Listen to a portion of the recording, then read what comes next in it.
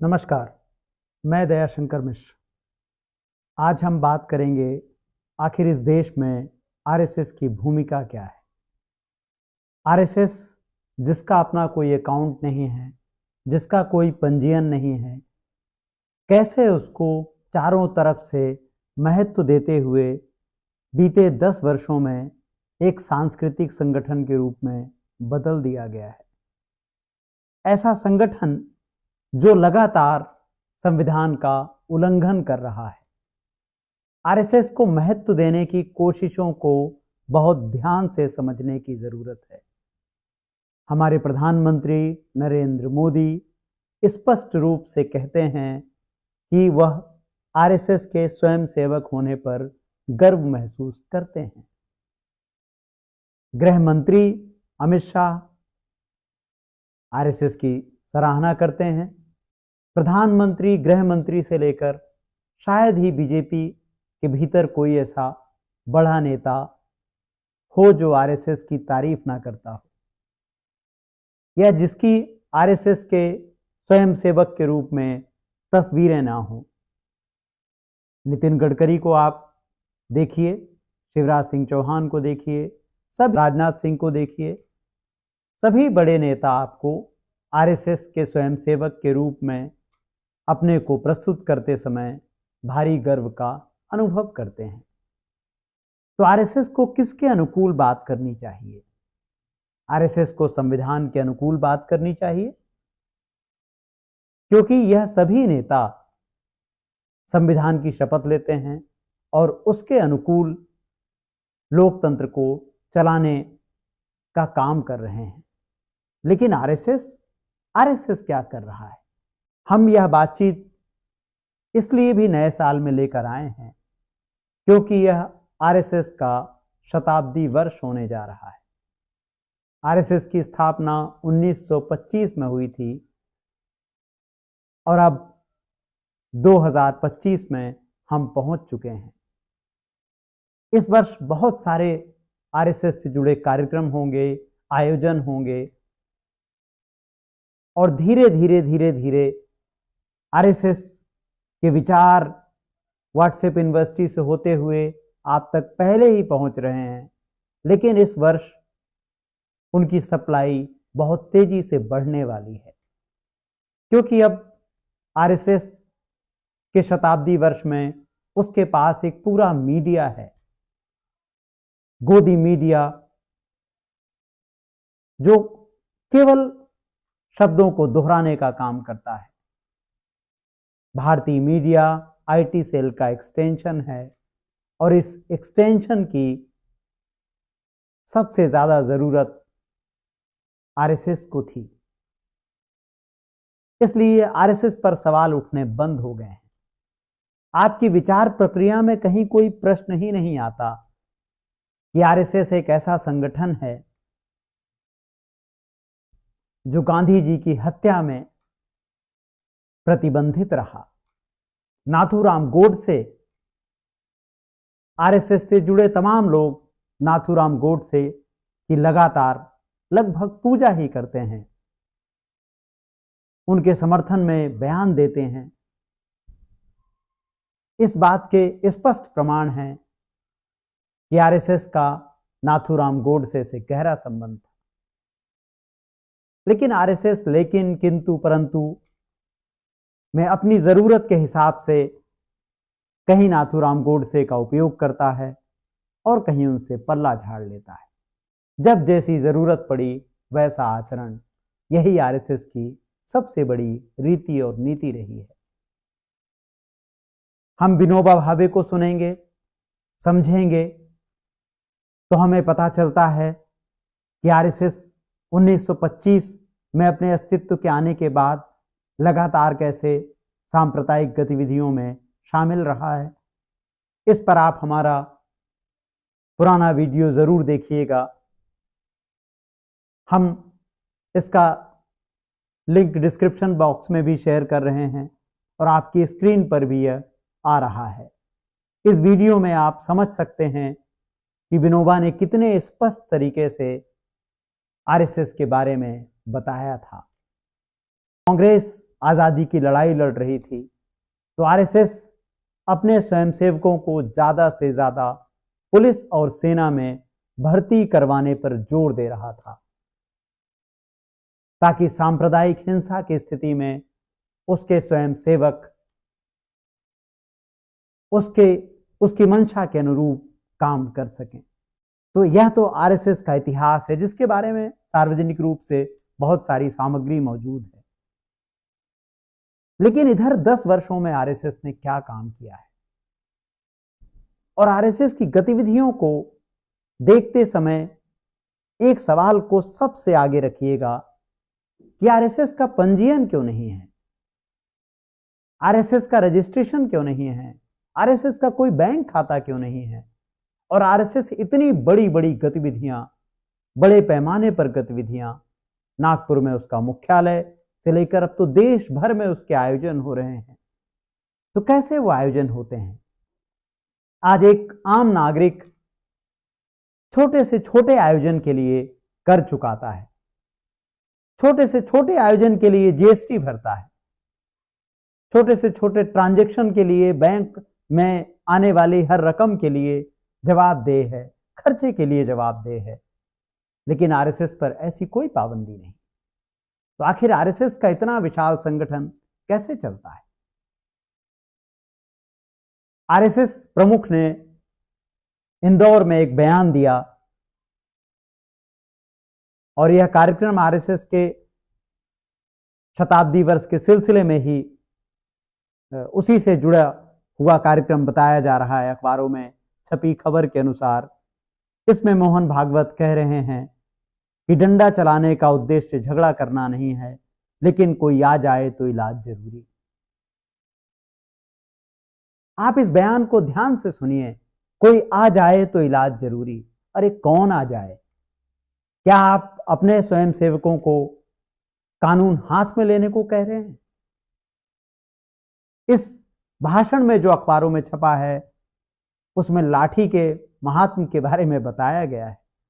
बताया गया कि लाठी कितनी जरूरी चीज है, और एक तरीके से इनका भाषण कानून को अपने हाथ में लेने की बात करता है। कोई आ जाए तो उसका इलाज जरूरी। कभी आपने सोचा है कि अगर इस तरीके का बयान किसी दूसरे धर्म का व्यक्ति दे दे, नेता दे दे, तो अब तक उसके खिलाफ कार्रवाई हो जाती, मध्य प्रदेश सरकार के बुलडोजर दौड़ जाते, उसका घर तोड़ दिया जाता। लेकिन यह बयान शान से अखबारों में छपा है, टीवी चैनलों पर दिखाया जा रहा है, व्हाट्सएप यूनिवर्सिटी की मदद से घर घर तक पहुंचाया जा रहा है कि लाठी का अभ्यास करें, लाठी चलाना सीखें, शाखा में आएं। आपको याद होगा इसके पहले अक्टूबर 2024 में जब उत्तर प्रदेश के मुख्यमंत्री योगी आदित्यनाथ महाराष्ट्र चुनाव के लिए एक नया नारा लेकर आए, बटेंगे तो कटेंगे। इसका इस्तेमाल हरियाणा में भी हुआ, लेकिन महाराष्ट्र में तो जमकर हुआ। आरएसएस ने बकायदा इसकी स्वीकृति दी, इसकी मंजूरी दी। उन्होंने कहा कि इसका समय आ गया है, बटेंगे तो कटेंगे। संविधान के किस पेज पर लिखा गया है कि एक संवैधानिक पद पर बैठा व्यक्ति यह नारा देगा? और आरएसएस जो अपने को कभी सांस्कृतिक कहता है, कभी सामाजिक कहता है, इसकी मंजूरी देगा?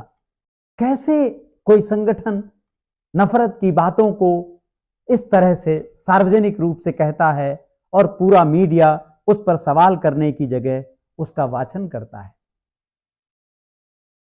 आरएसएस प्रमुख मोहन भागवत के सैकड़ों बयान हैं, हम तो कुछ उनमें से लेकर आए हैं जिनके माध्यम से आप समझने की कोशिश करें। आरएसएस का एक और बयान है 6 अक्टूबर का, भारत एक हिंदू राष्ट्र, हमें अपनी सुरक्षा के लिए एकजुट होना होगा। आपको मोहन भागवत से पूछना चाहिए कि हमारी सुरक्षा के लिए तो पुलिस है, सेना है। क्या आरएसएस प्रमुख को सेना पर भरोसा नहीं है? हमारी सरकार पर भरोसा नहीं है? देश पर जब खतरा मंडराता है तो सब एकजुट होते हैं। हिंदुओं के एकजुट होने से देश एकजुट नहीं होता। इस देश के नागरिकों के एकजुट होने से देश एकजुट होता है। मोहन भागवत को बताना चाहिए कि क्या उन्हें अपनी सेना पर भरोसा नहीं, अपनी सरकार पर भरोसा नहीं और अपने संविधान पर भरोसा नहीं। क्योंकि जब आप हिंदू राष्ट्र की बात कहते हैं बार बार कि भारत एक हिंदू राष्ट्र है, आरएसएस प्रमुख हर 2-3 महीने में दोहराते रहते हैं भारत एक हिंदू राष्ट्र। जैसे ही आप भारत को एक हिंदू राष्ट्र कहते हैं, आप संविधान का सबसे बड़ा अपमान करते हैं, संविधान का अनादर करते हैं। उस संविधान का अनादर करते हैं जिसे तीसरी बार प्रधानमंत्री पद की शपथ लेते समय नरेंद्र मोदी ने अपने माथे से लगाया था, और जिसके लिए प्रधानमंत्री नरेंद्र मोदी कहते हैं कि अब बाबा साहब अंबेडकर भी आ जाएं तो संविधान को नहीं बदल सकते। उस संविधान पर मोहन भागवत को खुलेआम हमला करने की छूट कौन सी सरकार दे सकती है? इससे आप अंदाजा लगाइए कि आरएसएस का सपना क्या है। आरएसएस का सपना साफ है, हिंदू राष्ट्र। और जब हिंदू राष्ट्र की बात आप करेंगे तो वो संविधान के रहते संभव नहीं है। संविधान होगा या हिंदू राष्ट्र होगा, दोनों एक दूसरे के विरोधी हैं, दोनों साथ साथ नहीं चल सकते हैं। संविधान में किसी हिंदू राष्ट्र के लिए जगह नहीं है। सभी नागरिक समान हैं, बराबर हैं, और हिंदू राष्ट्र वह केवल और केवल हिंदुओं के लिए है। तो दोनों साथ साथ कैसे चल सकते हैं? लेकिन हिंदुओं को बरगलाने के लिए बेकारी, बेरोजगारी, रोटी के सवाल को टालने के लिए बार बार आपको हिंदू राष्ट्र का एक ऐसा खिलौना थमाया जाता है जिससे आप खेलते रहें और आप सरकार से सवाल ना करें। सरकार सवालों को टालना चाहती है और आरएसएस उसका सबसे बड़ा औजार हिंदू राष्ट्र लेकर आपके सामने लगातार आता रहता है। प्रधानमंत्री जब विदेश यात्राओं पर जाते हैं, अक्सर ही प्रधानमंत्री विदेश यात्राओं पर आते जाते रहते हैं, आपने कभी देखा है कि प्रधानमंत्री को सबसे ज्यादा किसे प्रणाम करने की जरूरत पड़ती है? महात्मा गांधी को, क्योंकि दुनिया भर में उनकी प्रतिमाएं हैं। लेकिन हमारे अपने देश में बीजेपी का एक कार्यकर्ता से लेकर तमाम बड़े नेता तक गांधी का हर दिन अपमान करते हैं। जवाहरलाल नेहरू के खिलाफ तो 10 साल से सरकार एक लड़ाई में है, सीधी लड़ाई में है। इस सरकार ने जवाहरलाल नेहरू को विपक्ष का नेता बना दिया है। तो आखिर जब मोहन भागवत एकजुट होने की बात करते हैं तो कौन सा देश बनाना चाहते हैं जिसमें गांधी के लिए जगह नहीं, जिसमें नेहरू के लिए जगह नहीं, जिसमें संविधान के लिए कोई जगह नहीं है? आपको यह सवाल जरूर करना चाहिए। इस साल भारत की सामाजिक एकता, संप्रभुता और सद्भावना को सबसे बड़ा खतरा आरएसएस के बयानों से होने वाला है, क्योंकि आरएसएस अब अधिक मुखरता से आपके सामने आने वाला है। अपने 100 साल पूरे होने का जश्न वह कैसे मनाता है, इस पर नजर रखिएगा। आरएसएस के सपने पर से अपनी नजर नहीं हटने दीजिएगा। आरएसएस का एक ही सपना है, हिंदू राष्ट्र।